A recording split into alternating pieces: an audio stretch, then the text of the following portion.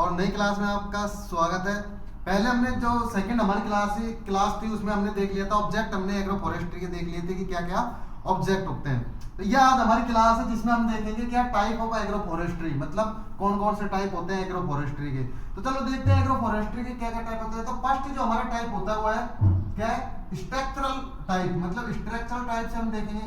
दूसरा है functional type, और जो थर्ड है वो है सोशियो इकोनॉमिक टाइप, और जो फोर्थ है वो क्या है इकोलॉजी टाइप। मतलब कि चार हमारे क्या है एग्रो फॉरेस्ट्री के टाइप है। जो हमने पिछली क्लास में देख लिया था वो देख लिया था ऑब्जेक्ट ऑफ फॉरेस्ट्री, मतलब कि फॉरेस्ट्री के क्या क्या ऑब्जेक्ट है, क्या क्या बेनिफिट्स है वो हमने देख लिए थे कि फॉरेस्ट्री से क्या क्या हमें प्राप्त होते हैं, हमें क्या क्या मिलते हैं, वो सब हमने देख लिए थे। अब देखते हैं टाइप ऑफ एग्रो फॉरेस्ट्री कौन कौन से टाइप होते हैं। तो स्ट्रक्चरल टाइप होता है, फंक्शनल टाइप होता है, और सोशियो इकोनॉमिक टाइप होता है, और इकोलॉजी टाइप होता है। अब देखते हैं स्ट्रक्चरल टाइप क्या होते हैं। देखो सबसे पहले मैं आपको बता दूं कि जो हम एग्रो फॉरेस्ट्री पढ़ रहे हैं ये हम पढ़ रहे हैं मतलब बेसिक, हम इतने डीपली नहीं जा रहे। अब समझने के तौर पर हम इसे खाली ऊपर से पढ़ रहे हैं, मतलब आपको जो क्या क्या है ऊपर से वो खाली मैं आपको समझा रहा हूँ, मतलब डीपली हम इसमें जा नहीं रहे। जो ऊपर ऊपर आपको जो समझना चाहिए वो मैं यहाँ पे समझा रहा हूँ। बाकी आपको बुक में बहुत सारे मिल जाएंगे, क्या क्या उनकी परिभाषाएं हैं, क्या क्या डेफिनेशन है, वो सारे बुक में मिल जाएंगे। लेकिन जो समझने की चीज है वो मैं आपको समझा रहा हूँ। तो जो टाइप है कौन कौन से type, structural type, functional type, और सोशियो इकोनॉमिक टाइप, और इकोलॉजी टाइप। देखो फर्स्ट टाइप मतलब कि स्ट्रक्चरल टाइप, मतलब स्ट्रक्चरल टाइप में क्या क्या होता है। तो जो स्ट्रक्चरल टाइप है मतलब कि ये नेचर होता है। जो इसमें फर्स्ट है, इसको दो भागों में बांटा गया है स्ट्रक्चरल टाइप को। कौन कौन सा, नेचर ऑफ कंपोनेंट, कौन सा नेचर ऑफ कंपोनेंट, और दूसरा कौन सा है अरेंजमेंट ऑफ कंपोनेंट। कौन कौन सा है नेचर ऑफ कंपोनेंट और अरेंजमेंट ऑफ कंपोनेंट। तो नेचर ऑफ कंपोनेंट को भी दो भागों में बांटा गया है, देखो तीन भागों में, सॉरी। तो नेचर ऑफ कंपोनेंट को भी कितने भागों में बांटा गया है, तीन भागों में। अब कौन कौन सा, देखो एग्री सिल्वीकल्चर, कौन सा एग्री सिल्वीकल्चर। दूसरा है सिल्वी पास्टोरल, कौन सा है सिल्वी पास्टोरल। और जो हमारा थर्ड है वो क्या है एग्री सिल्वी पास्टोरल। देखो समझो पहले कौन सा फर्स्ट क्या है एग्री सिल्वी कल्चर, क्या है एग्री सिल्वी कल्चर। दूसरा क्या है सिल्वी पास्टोरल, क्या है सिल्वी पास्टोरल। और जो हमारा थर्ड है वो क्या है एग्री सिल्वी पास्टोरल, क्या है एग्री सिल्वी और पास्टोरल। तो समझो, तो हमने यहाँ वापस से देखते हैं जो स्ट्रक्चरल टाइप है, स्ट्रक्चरल टाइप में दो भागों में बांटा गया है, नेचर ऑफ कंपोनेंट और अरेंजमेंट ऑफ कंपोनेंट। अब हम नेचर ऑफ कंपोनेंट को भी तीन भागों में बांटे गए। तो नेचर ऑफ कंपोनेंट में तीन भागों में कौन कौन से, एग्री सिल्वीकल्चर, सिल्वी पास्टोरल, और क्या है एग्री सिल्वी पास्टोरल। ये आप समझ गए होंगे। चलो आगे चलते हैं। अब है एग्री सिल्वीकल्चर। देखो एग्री सिल्वीकल्चर में क्या होता है वो समझाओ। तो एग्री सिल्वीकल्चर में क्या, एग्री से क्या होता है, एग्री आप समझाते हैं, एग्री तो क्या आएगी हमारी क्रॉप आएगी। सिल्वीकल्चर हम सब जानते हैं, सिल्वीकल्चर में किसका अध्ययन किया जाता है, ट्री का, जंगल वगैरह होते हैं। तो क्या हो गया ट्री, मतलब कि एग्री सिल्वीकल्चर क्या हो गया जिसमें क्रॉप आती है और ट्री आती है। अब इसकी डेफिनेशन वगैरह आपको बुक में बहुत मिल जाएगी, बस आपको इतना समझना जरूरी है कि हमारी एग्री सिल्वीकल्चर में क्या आता है। तो एग्री से क्रॉप आ गई, और सिल्वीकल्चर से क्या आ गए ट्री आ गए हमारे। तो एग्री सिल्वीकल्चर में क्या आ गया, तो क्रॉप प्लस ट्री। अच्छा, आपको जो ऑप्शनल क्वेश्चन होंगे जो प्रीपीजी वगैरह में पूछे जाते हैं प्रीपीजी में, तो उसमें क्या ऑप्शनल आता है, तो उसमें तो सीधे आएंगे। मतलब कि डेफिनेशन पूछेगा कि क्रॉप प्लस ट्री मतलब किसका एक वो कंपोनेंट होता है, तो किसका होता है एग्री सिल्वीकल्चर का होता है, सिंपल है। तो एग्री सिल्वीकल्चर में किसकी बात होगी, तो क्रॉप प्लस ट्री की बात होगी। समझ गए आप सभी। चलो आगे चलते हैं। अब है एग्री पास्टोरल। एग्री पास्टोरल क्या होता है, देखो सिल्वीकल्चर का आप सभी जानते हैं क्या है वुडी प्लांट हो गया भाई। सिल्वी में आप सभी जानते हैं ट्री वगैरह आते हैं, तो कैसे होते हैं वुडी प्लांट होते हैं। तो वुडी प्लांट हो गए किसमें, सिल्वीकल्चर में। पास्टोरल में क्या आते हैं, ग्रासेज आती है, ग्रासेज आते हैं। जहां एग्री सिल्वी पास्टोरल में जहां पर ट्री प्लस किसकी बात हो रही हो, ग्रासेज की बात हो रही है, वो क्या होगा सिल्वी पास्टोरल होगा। समझ गए आप सभी। चलो आगे चलते हैं। अब है अपना एग्रो सिल्वी पास्टोरल, मतलब जहां क्रॉप, एग्रो से क्या आ गई क्रॉप आ गई, सिल्वी से क्या आ गया ट्री आ गई, और पास्टोरल से क्या आ गया बिल्कुल ग्रासेज आ गया। बिल्कुल सही है, ग्रासेज आ गया। तो एग्री सिल्वी पास्टोरल में क्या होगा, तो हमारी क्रॉप ट्री और ग्रासेज होगा। अभी आप कैसे भी इसकी डेफिनेशन बनाते हैं, तो डेफिनेशन तो आप सभी जानते हैं कि इंक्लूड बाय क्या आ गया क्रॉप प्लस ट्री। तो फिर क्या होगा एग्री सिल्वीकल्चर हो गया। एग्री पास्टोरल में क्या होगा वुडी प्लांट आ गया और ग्रासेज आ गई। एग्री सिल्वी पास्टोरल में क्या होगा, तो क्या होगा क्रॉप ट्री और क्या होगा ग्रासेज होगी। तो यहाँ तक आप समझ गए। तो हमने एग्री सिल्वीकल्चर और एग्री सिल्वीकल्चर और पास्टोरल एग्री सिल्वी पास्टोरल की बात कर ली थी। अब हम टाइप्स ऑफ पढ़ेंगे किसके, एग्री सिल्वी कल्चर के क्या पढ़ेंगे टाइप्स, कि agrisilviculture of types क्या क्या होते हैं। तो फर्स्ट जो टाइप है वो क्या है शिफ्टिंग कल्टीवेशन। क्या है शिफ्टिंग कल्टीवेशन। सेकंड जो है टांगे सिस्टम, क्या है टांगे सिस्टम। और जो थर्ड है वो क्या है एली क्रॉपिंग, क्या है एली क्रॉपिंग। और ये और अदर क्या है, तो ये है कि सेटर बेल्ट। और जो लास्ट है वो क्या है विंड ब्रेक, क्या है विंड ब्रेक। तो एक एक को देखेंगे कि क्या शिफ्टिंग कल्टीवेशन होता है, टांगे सिस्टम क्या होता है, एली क्रॉपिंग क्या होता है, और सेटर बेल्ट क्या होता है, और विंड ब्रेक क्या होता है। तो सबसे पहले समझो, देखो शिफ्टिंग कल्टीवेशन क्या होता है, क्या होता है शिफ्टिंग कल्टीवेशन। अच्छा ये किन के भाग है, तो ये एग्री सिल्वीकल्चर के भाग है। ध्यान रखें, ये भी आपके क्वेश्चन में पूछा जा सकता है कि जैसे शिफ्टिंग जो कल्टीवेशन है वो किसके अंतर्गत आता है, तो किसके अंदर आता है, वो होता है एग्री सिल्वीकल्चर के अंदर। किसके अंदर, एग्री सिल्वीकल्चर है। आपसे पूछे एली क्रॉपिंग किसके अंदर आता है, तो किसके अंदर आता है किसके अंदर है, सॉरी किसके अंदर आता है, एग्री सिल्वीकल्चर के अंदर। सेटल बेल्ट किसके अंदर आ जाता है, तो किसके अंतर्गत आता है, एग्री सिल्वीकल्चर। तो ये भी ध्यान रखें कि एग्री सिल्वीकल्चर का कौन कौन से टाइप होते हैं, ऐसे क्वेश्चन आपके आ सकते हैं। तो सबसे पहले देखें क्या है शिफ्टिंग कल्टीवेशन, क्या है शिफ्टिंग कल्टीवेशन। अच्छा शिफ्टिंग कल्टीवेशन को एक और नाम से आप जानते हैं, वो क्या है सिलेज, सिलेज एंड बर्न। क्या है सिलेज एंड बर्न, मतलब कि जलाना। मतलब कि शिफ्टिंग कल्टीवेशन में आप समझो पहले क्या होता था कि जैसे अपने जंगल वगैरह हैं उनको क्या करते थे, काट देते थे और जला देते थे। जला देने के बाद में जो राख होती थी उन पर क्या करते थे, खेती करते थे। क्या करते थे, खेती करते थे। तो ये क्या हो गया शिफ्टिंग कल्टीवेशन। जब जैसे 4-5 वर्ष आपने वहां खेती करते थे, खेती के बाद जब भूमि की क्या हो गई थी, उर्वरता खत्म हो जाती थी। क्या उर्वरता जब खत्म हो जाती थी तो वो वहां से शिफ्ट हो जाते थे, क्या हो जाते थे, दूसरी जगह चले जाते थे। तो वो क्या हो गया हमारा शिफ्टिंग कल्टीवेशन हो गया। क्या हो गया शिफ्टिंग कल्टीवेशन। मतलब कि शिफ्टिंग कल्टीवेशन में क्या होता है कि, और ये ज्यादातर कहाँ होता है, ये ज्यादातर होता है नॉर्थ साउथ में। क्या होता है, सॉरी साउथ में, जो साउथ ईस्ट एरिया है। और साउथ ईस्ट एरिया में कहाँ हिल एरिया में, हिल एरिया में। तो south east area hill area जहां पर होता है वहां पर वो लोग क्या करते हैं कि सबसे पहले जंगलों को काटते हैं, जलाते हैं, और फिर वहां उसकी सफाई कर दी जाती है। फिर वहां पर फसल उगाते हैं। कितने साल फसल, तो 4-5 साल वहां फसल उगाते हैं। फिर भूमि की उर्वरता खत्म हो जाती है तो वहां से शिफ्ट हो जाते हैं। तो ये क्या हो गया हमारा शिफ्टिंग कल्टीवेशन हो गया, जिसे क्या कहते हैं सिलेज और बर्न भी कल्टीवेशन कहते हैं। दूसरा हमारा है टांगे सिस्टम। तो टांगे सिस्टम क्या है वो समझिए, टांगे से तो टांगे जो TUIN, तो टांगिंग से हमारा आता है, क्या आता है, टांगिंग से हमारा आता है हिल एरिया। क्या आता है, हिल एरिया। और जो YA है इससे क्या आता है, कल्टीवेशन। क्या आता है, कल्टीवेशन। अब समझे टांगे सिस्टम क्या होता है। देखो टांगे सिस्टम है जो सर्वप्रथम कब आया था, बाहर जो आया था वो आया था 1950 में। मतलब कि ये हमारा इंडिया का नहीं है, बाहर से आया था ये सिस्टम।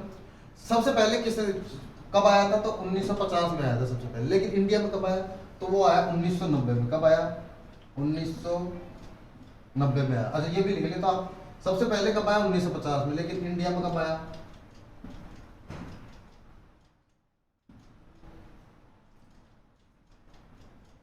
इंडिया में कब आया 1990 में। कब आया इंडिया में, कब आया 1990 में। अच्छा तो इंडिया में किसने दिया, तो ये दिया था डॉक्टर ब्रांडिस ने। किसने, डॉक्टर ब्रांडिस ने। ध्यान रखिए किसने दिया था, डॉक्टर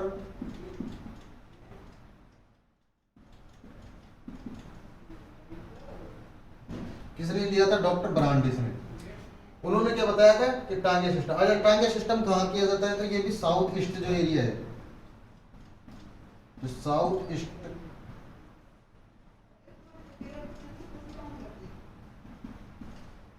ईस्ट एरिया, और वो भी किसमें, हिल एरिया। जो फ्री एरिया है, हिल एरिया में भी जो फ्री जहां पर एरिया, वहां पर क्या करते थे पहले, मतलब जो उसको जो खाली पड़ी भूमि में खेती करते थे, और फिर जो वहां उर्वरता खत्म हो जाती थी जब भूमि की, तो वहां से चले जाते थे। वो क्या हो गया, टांगे सिस्टम हो गया। पहली बार कब दिया था, तो 1950 में। इंडिया में कब आया, 1990 में। किसने दिया, तो डॉक्टर ब्रांडिस ने दिया। किस में, कहां पर की जाती है, साउथ ईस्ट एरिया में। अच्छा जो हमारा शिफ्टिंग कल्टीवेशन है वो ज्यादातर किन राज्यों में किया जाता है, जो शिफ्टिंग कल्टीवेशन है। तो जैसे साउथ में कौन कौन सी एरिया आते हैं, मिजोरम हो गया, असम हो गया हमारा, तो वहां पर कौन से किया जाता है, शिफ्टिंग कल्टीवेशन किया जाता है, जिसका दूसरा नाम क्या है, सिलेज एंड बर्न।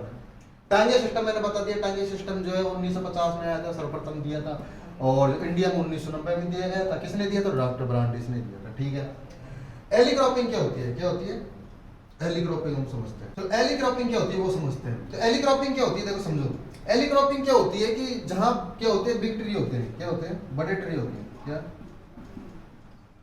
प्लस क्या होते हैं हमारे क्रॉप, एली क्रॉपिंग में क्या करते हैं कि बड़े बड़े जो अपन जानते हैं सबसे पहले कि जहाँ बड़े बड़े मतलब कि पेड़ होते हैं, ट्री होते हैं, तो एक पेड़ यहाँ है, दूसरा पेड़ यहाँ पे खाली स्थान हो जाता है, तो वहाँ क्या करते हैं कि क्रॉप उगा देते हैं। तो क्रॉप तो छोटी छोटी रहती है और हमारे पेड़ क्या होते हैं, लंबे लंबे होते हैं। तो बिग ट्री के बीच में क्या है, क्रॉप को उगाना क्या कहलाता है, क्या कहलाता है, एली क्रॉपिंग क्या कहलाता है, एली क्रॉपिंग। तो एली क्रॉपिंग में क्या होता है कि बड़े बड़े ट्री होते हैं, उनके बीच में क्या करते हैं, क्रॉप करते हैं, मतलब कि हमारी फसल करते हैं। तो क्या हो गया, वो एली क्रॉपिंग हो गया। अगले हमारी शेल्टर बेल्ट। अच्छा ये ध्यान रखें, टांगे सिस्टम, टांगे सिस्टम में भी 3 प्रकार के होते हैं। कौन कौन से होते हैं वो देख लेते हैं हम। टांगे सिस्टम के भी 3 प्रकार होते हैं, देखो समझो। तो टांगे सिस्टम के 3 प्रकार होते हैं। फर्स्ट जो होता है वो होता है डिपार्टमेंटल। कौन सा होता है, डिपार्टमेंटल।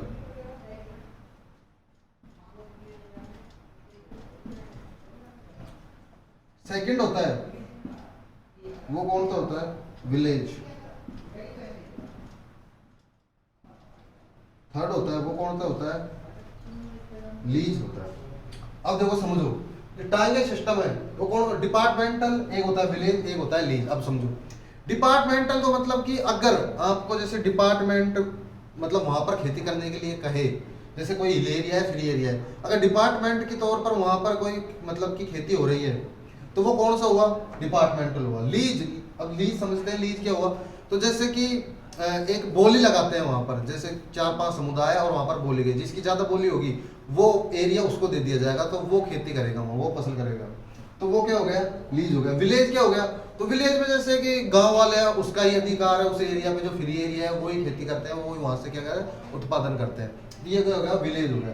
तो टांगे सिस्टम में कौन कौन से आते हैं, तो डिपार्टमेंटल, एक विलेज और एक क्या होता है, लीज होता है। आप समझ गए होंगे लीज क्या होता है, तो लीज और विलेज और डिपार्टमेंट। लीज क्या होता है, तो सब 4-5 समुदाय होते हैं, उनको लीज पर देते हैं, जिनकी ज्यादा बोली लगाई जाती है, जो ज्यादा बोली लगाएगा वो उनको खेती करने के लिए वहाँ फ्री एरिया दे दिया जाता है।